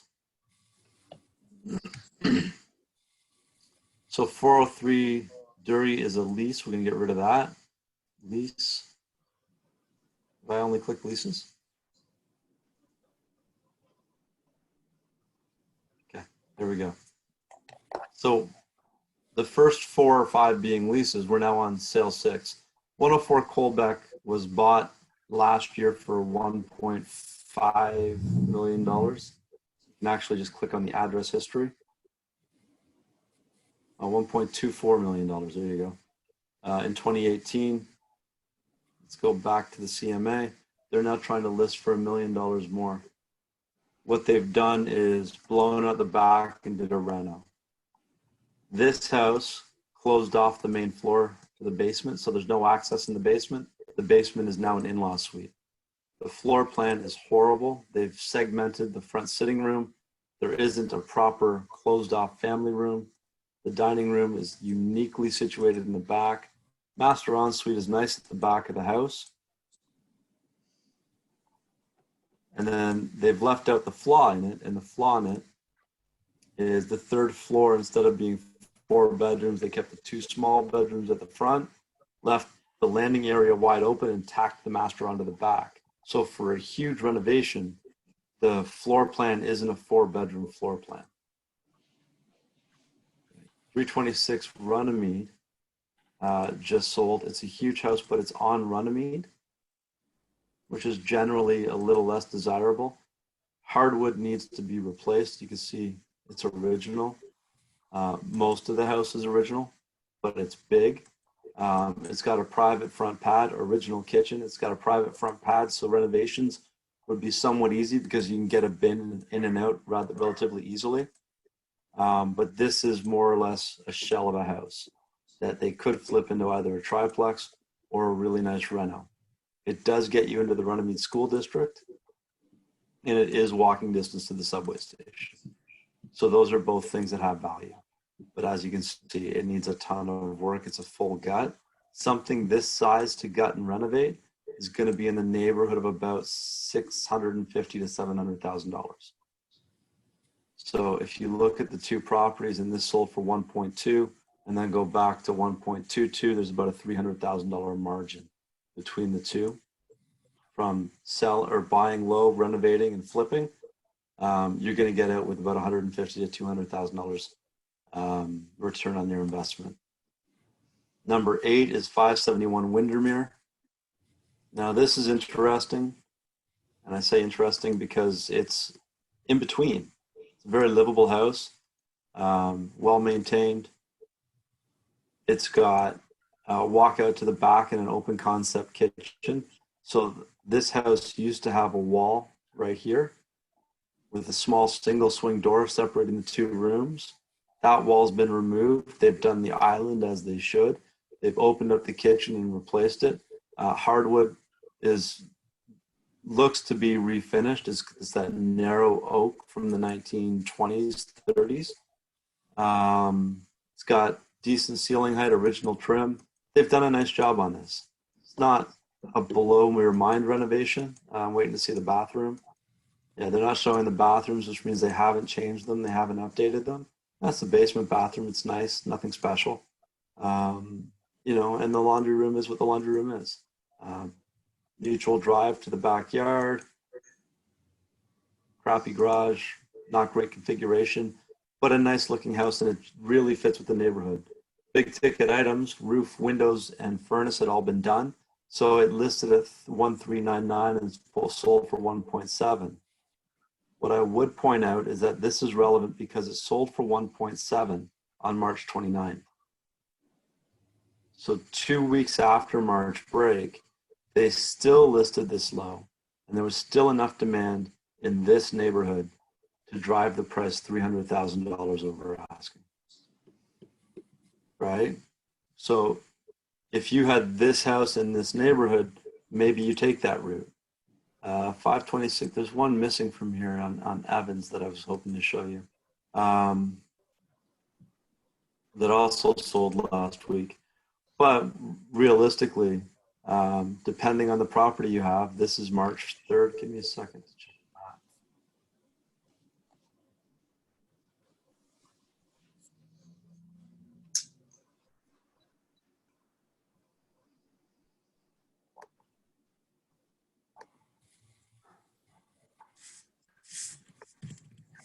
Get rid of the rentals.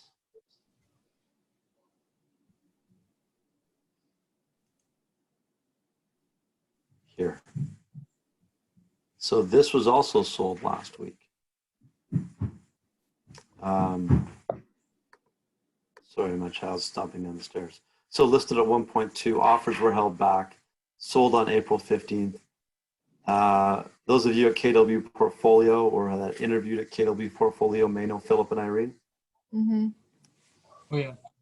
Yeah. So Irene listed this, took the list low sell high approach. She had 40 physical showings outside of the virtual tours and online activity, 12 offers on offer night, and sold for 257,000 over asking. Right. So you've got this sale and the other sale on Windermere that we just saw. That would both indicate that if you're priced reasonably in this pocket does have demand for multiple offers, even in this climate. So if you were looking at a 3 to 4 bedroom house with no addition, modest updating, your sale price would be between 1.7 and 1.8. Does it make sense to everybody? Yeah. Mm-hmm. Okay. So I would flag these two. And then I would go back and Chris, as an AIC member, what is the buyer's motto? A buyer will not pay more for a property than any other reasonable compromise also available in the real estate market at any given time. The definition of fair market value, willing There you go. buyer, willing seller. Yeah. So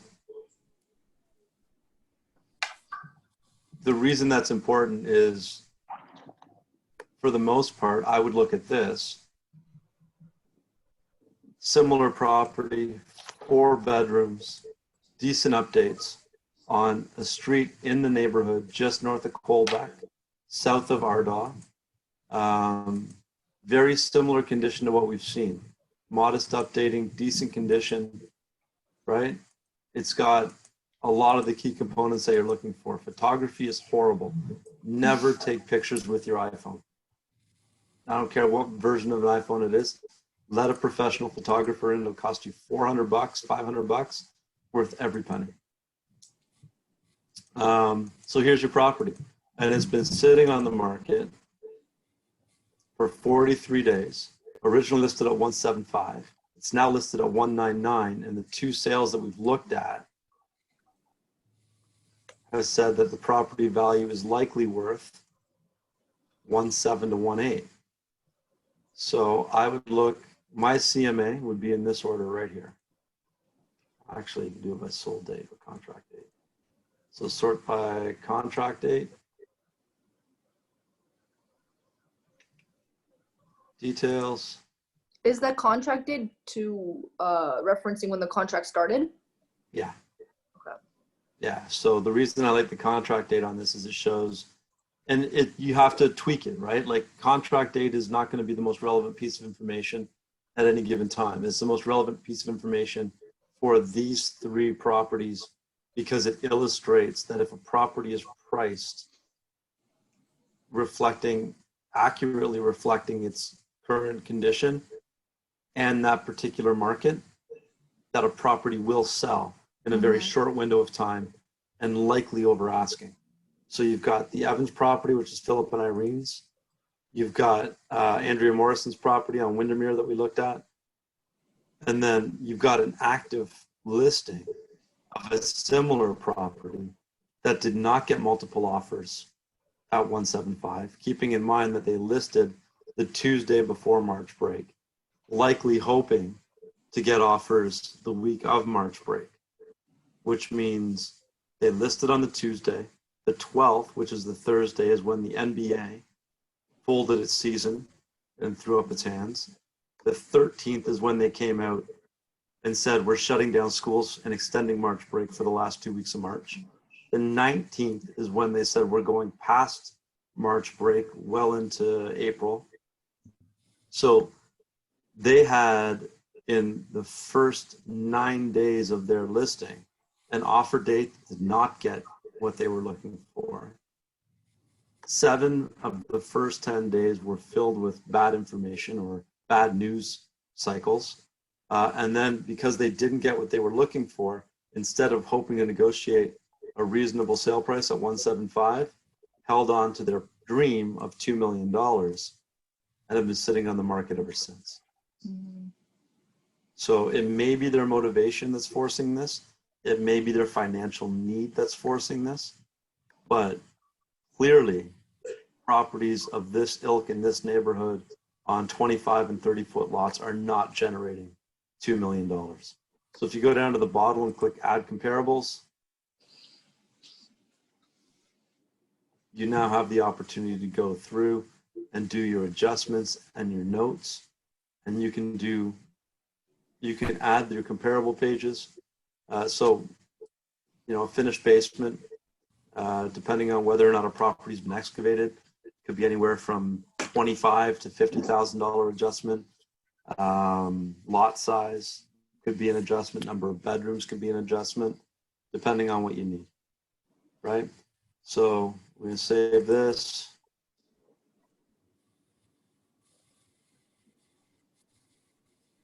And then as you download it,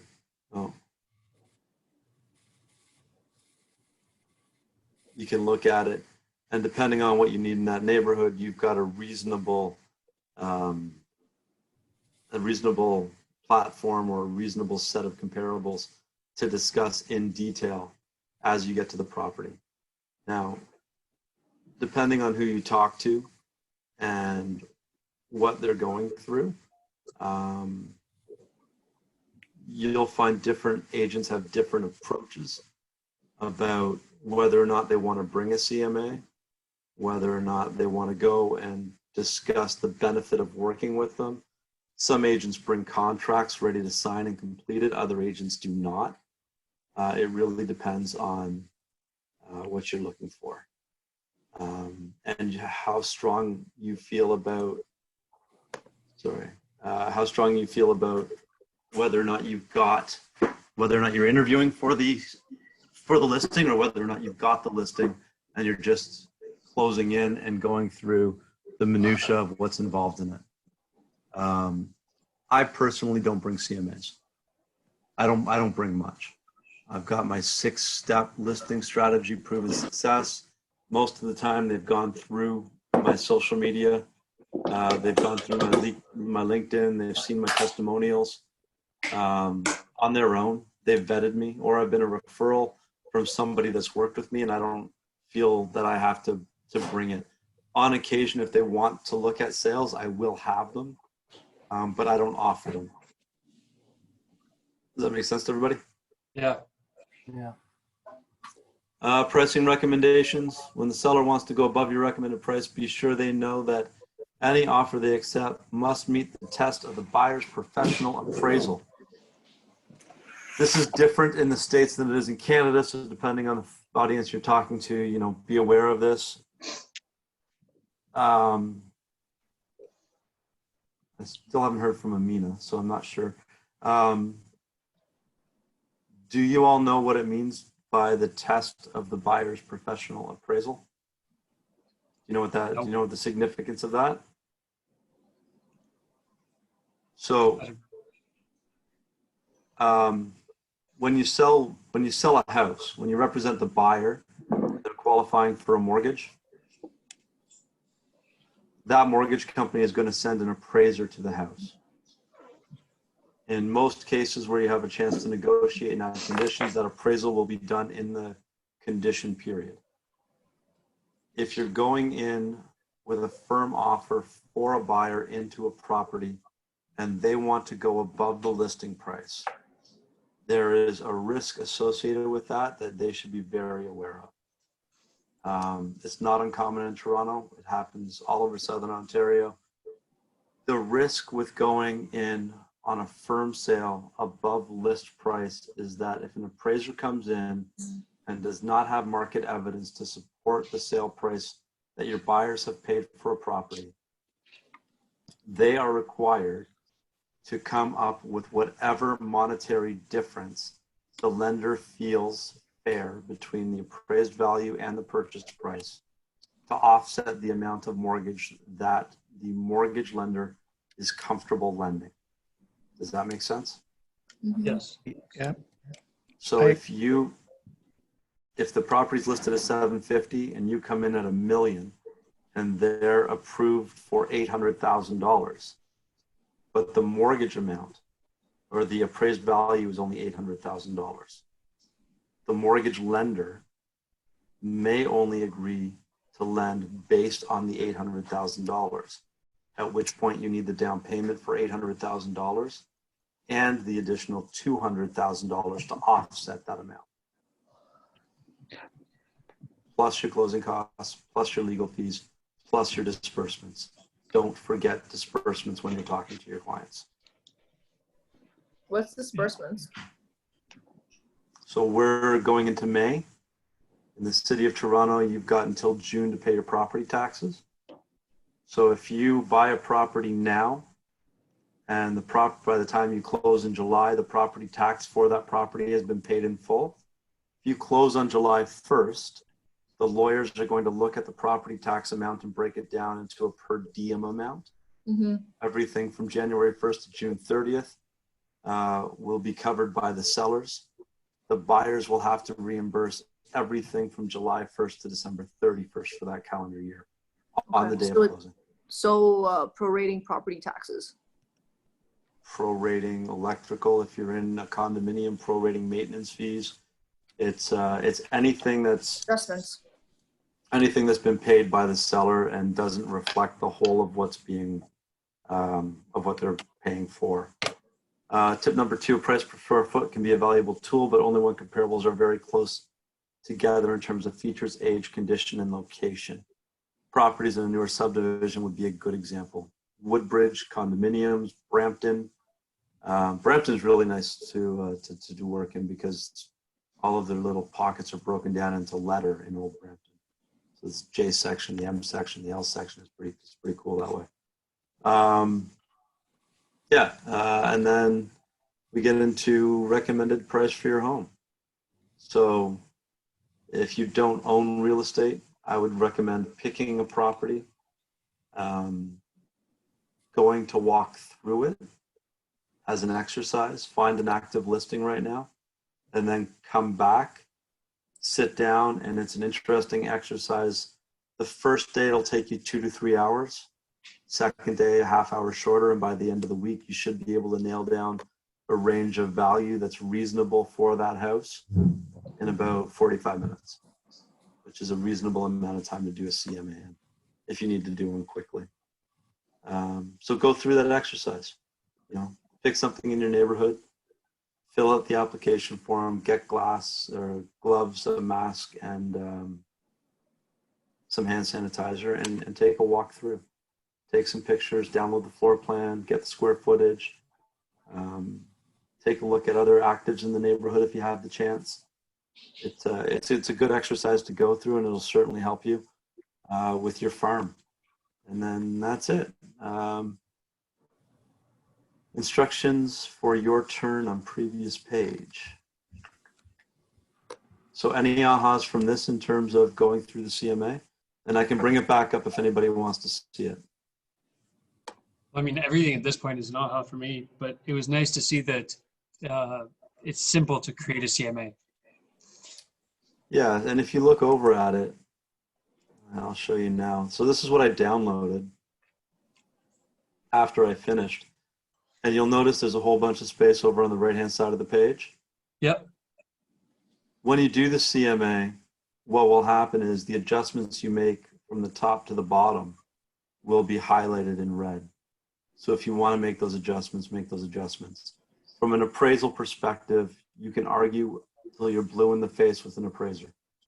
Most appraisers worth their salt who are liable in accepting the risk for that appraisal are going to want to see market evidence of what you think a basement is worth versus what the market thinks a basement is worth. So they're going to want to see 2 properties that are almost identical, one with a finished basement, one without, to show the value of a finished basement in an open market.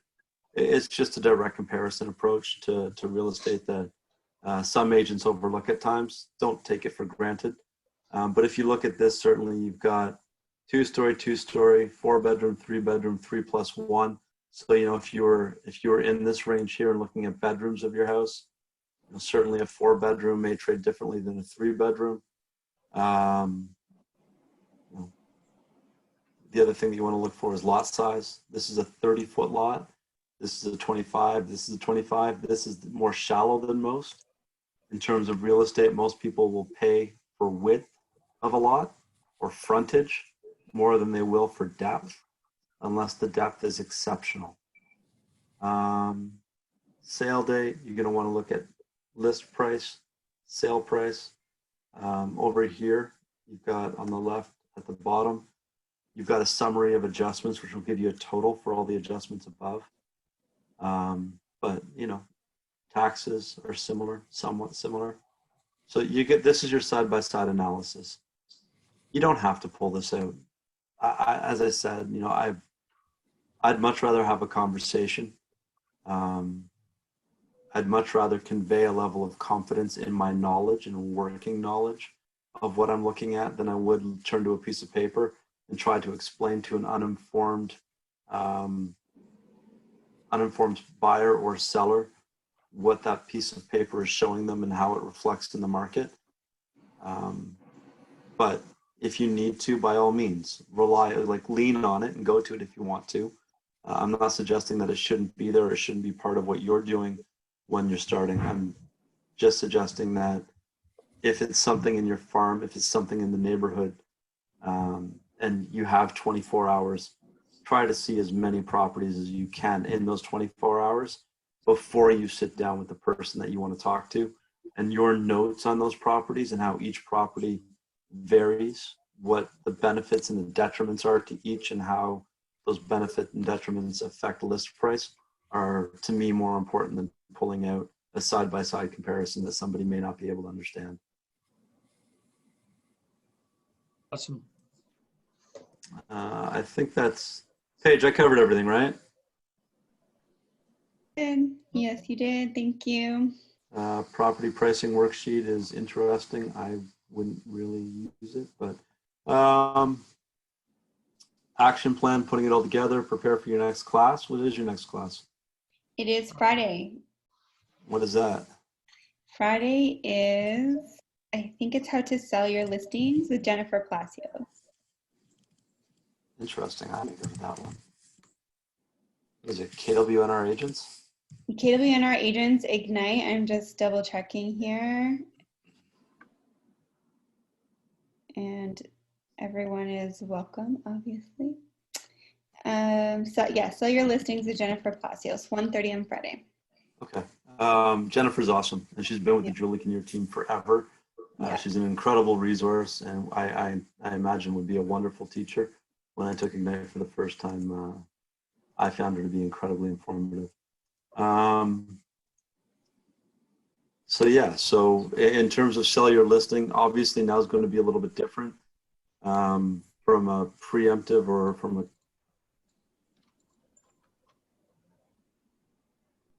a preparatory standpoint. What do you guys think you're going to hear about on Friday? Did you ask what are we going to hear about? Yeah, what do you think are going to be the key factors in selling your listing? I don't know. Market awareness. Yeah. How important, at this point, how important do you think social media presence, web presence, marketing, and virtual information is going to be a factor? That's huge. Huge, enormous. Given the impact of what we've seen in the last 3 to 4 weeks with online listing information, do you see that changing in the next 3 to 4 months? No. No.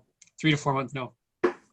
No. So figure out how to become interactive in a virtual world with your clients, right? So set up Collab, learn to use Collab, and I'm going to be honest with you, I set it up for a client for the first time today. I've got new buyers, and I want to be able to interact with them without going through email and text and everything else. I want to see what they're seeing, and I want to know how they're interacting with the listings. So I set up a collab, and I said, I don't know how to use it. We're going to learn to use it together. So it'll be interesting to see how that kind of works out. But, you know, spend some time putting some thought into it. And I don't mean that haphazardly, like keep apprised, talk to your offices. How involved are you with Oakville right now, Brad? Doing trainings, training basically every day With who? with Dylan and his team. Are you joining Dylan's team? Not necessarily. He's helping me with like onboarding my my transition into real estate. Yeah. What about you, Katie? I am doing Ignite. I'm going to do Bold in May. I'm working on my, making sure I have enough touches with my database. I'm going to start my social media presence sometime over the next week. It just seems like I have a huge list of what I need to do, and I feel like it just grows every day. Okay, who are you relying on in the office? Is it mostly Janice or you, Philip? Depending on the question, I'll call on either one of them. I'm not like in touch with them every day or anything. I'm pretty good at being disciplined and doing the stuff I need to do on my own. But if I have a question I can't find an answer to, then I reach out to one of them. All right. I'm not asking anybody else because you're all still muted. Because of what? They're all still muted, and I know. I talk to Chris and Miles every Tuesday morning. Oh, okay. You're welcome to join my Cappers Mastermind if you'd like. Send me your email address, and I'll include you in the group. It's Okay. it's 45 minutes to an hour and a half, depending on what we're covering that day. And I think that's it. Is that the every Tuesday or is that every day? Every Tuesday. Yeah. So it's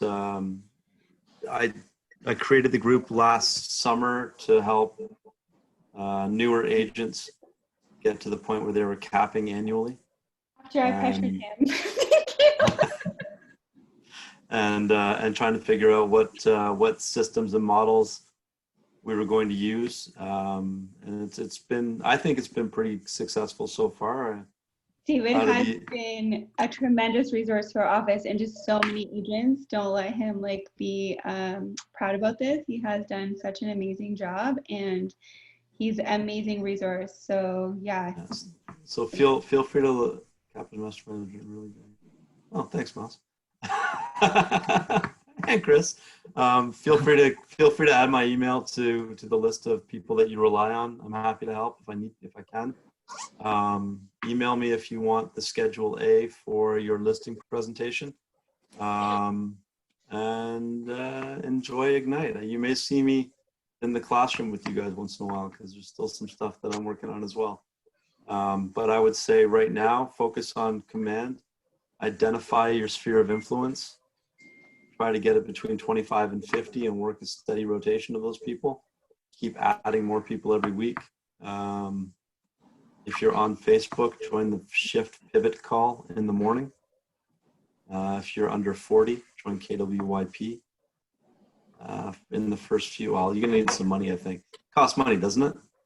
Yes, KWYP is about $79 a month, or I think about $500 if you join for the year. But you can reach out to me or Daniela about KWYP. We're both members. Daniela is the regional operations director for Toronto chapter. So reach out to us. We're happy to answer any questions. Yeah, and in the last few weeks, KW's had a huge presence on Facebook. Dylan Suter, Sandy McKay have been great with their broadcasts. Mark Loeffler has started a YouTube page. I've got a YouTube page. And almost every Southern Ontario market center has some kind of presence that you can look at, calendars that you can go to, and feel free to chime in and log into as many seminars as you want. All right. It's been great. All the things that have been offered, including this virtually. Yeah, I mean, it's a weird time. I'd much rather be in the office doing this in person. You know, I'm not one for computers. I like them, I use them, but to me, it's still very much about going out and having a beer and getting to know somebody. So this is very new for me, but it seems like it's going to be the new norm. And for the next few months, I'm anticipating building my business in a virtual way. I think you kind of have to hope for a best case scenario, prepare for a worst case scenario. Yeah. So, my expectation is that we'll be sitting down, having drinks and getting together again in the fall, but we need to figure out how to get there first. And that means implementing the tools necessary to continue to do business right now. Right? Exactly. Yeah. Thank you very much. Thank you so Enjoy much. your, if you, anybody wants David. anything more, let me know. But I think we covered it all. Thank you. Okay. Thank you, everybody. Bye, guys. I Bye, will everybody. see you tomorrow morning as Yeah. well as Friday. Awesome. Ciao.